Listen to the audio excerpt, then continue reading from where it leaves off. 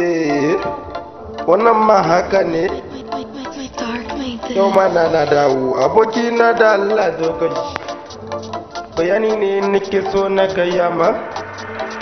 Ya kai ne abokina, kana kira na ne kamar ta samu. Ere kware ma ta samu abokina. Baka da labarin wannan yariya Ummi? Haka ne abokina, ɗazu na ganka tare da ita, kuna tafiya abin ko ya burge, sai da Allah ka manta da ita abokina, wai ka ji abin da take furta min? A sai dai ka faɗi abokina, ka san komi dai ko in ba an yi ba, na san dai ba za a fahimci mu ba. To lalle haka ne ba. Wai ne da ke gaya mini wai, shekaran jiya da ta gane da Hadiza, wai ta ranta bai ji daɗi ba, ta ɓata rai matuƙa ne ko ya aka yi.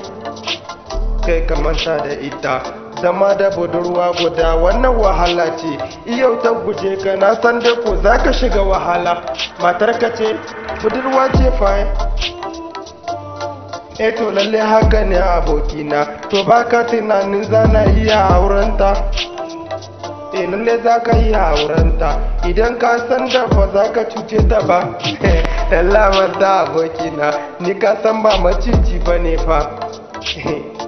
Abokina fa, na san di yadda kake fa, kana biya 'yan mata da zaran ka yi amfani da su, suke na sai ka bace musu fa.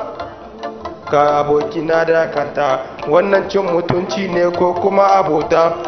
A babu wani cin mutunci, abota ce aboki na gari shine zai baka shawara akan gaskiya.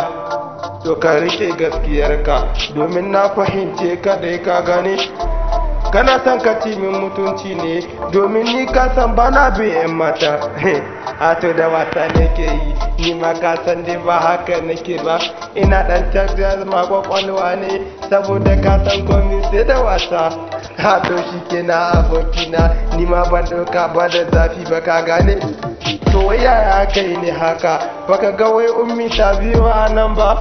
Kai abokina manta da wannan yariya, shekaran jiya na gane ta da ita da Musa suna da tattaunawa, to yanzu za ka yi zato. Abokina soyayya ce, idan ka iya sai ka kwace. Wannan haka ne abokina.